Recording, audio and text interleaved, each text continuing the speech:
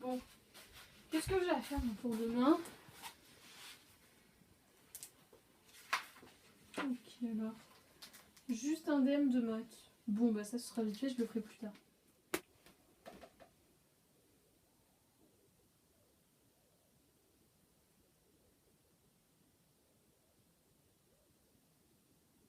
Hello? Je sais pas. Ouais, ça va, ça va. Tranquille, tranquille.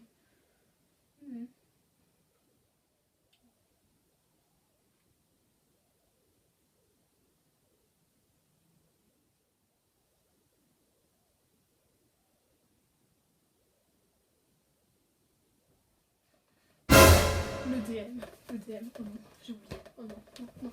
Oh, vite, vite, vite. Allez.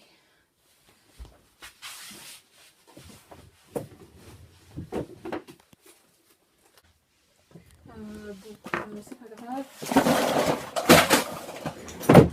Exercice 3, page 143. Ok. Quoi? Ah non, j'ai rien compris. Le titre du chapitre, c'est théorème de Pythagore. Bon, bah je vais regarder, ça doit être écrit quelque part.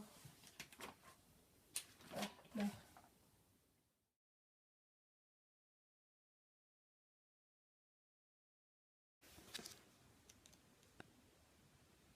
Quoi?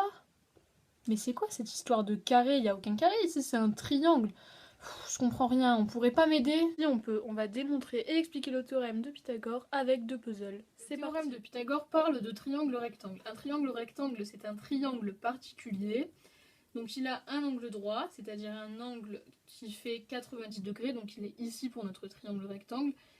Et il a un côté en face de l'angle droit qui s'appelle l'hypoténuse, c'est le plus long côté du triangle rectangle. Et pour notre triangle ici, l'hypoténuse, c'est le côté C. Donc si je me fie au théorème de Pythagore que vous avez lu tout à l'heure, ça veut dire que C au carré, c'est égal à A au carré plus B au carré. Et maintenant, je vais vous montrer les puzzles. Donc, c'est 2 grands carrés, en fait. Et donc, si on mesure ici et ici, on a la même chose. Donc, si ces 2 carrés sont identiques, ça veut dire que leurs aires sont identiques. L'aire, c'est tout ce qui est ici et ici. C'est-à-dire que c'est l'intérieur du carré, sa surface. Pour calculer l'aire, il faut faire côté fois côté. Et on dit aussi qu'on fait côté au carré. Donc, voilà. On sait que là, c'est un triangle rectangle. Et tous les triangles de ces 2 puzzles, ce sont des triangles rectangles qui sont identiques.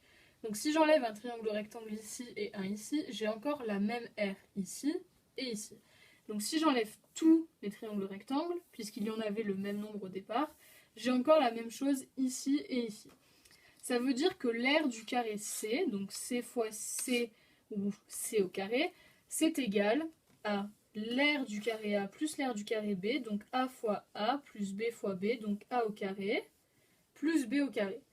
On vient donc de démontrer la formule C au carré égale A au carré plus B au carré. Donc on a démontré le théorème de Pythagore. Donc voilà, j'espère que ça vous aura plu, que vous aurez bien compris le théorème. En tout cas, c'était le but de la vidéo. Je pense pas que certains d'entre vous reproduiront nos puzzles parce que bon, vous avez peut-être pas que ça à faire non plus. Mais voilà, encore une fois, j'espère que ça vous aura aidé et moi je vous dis à très bientôt.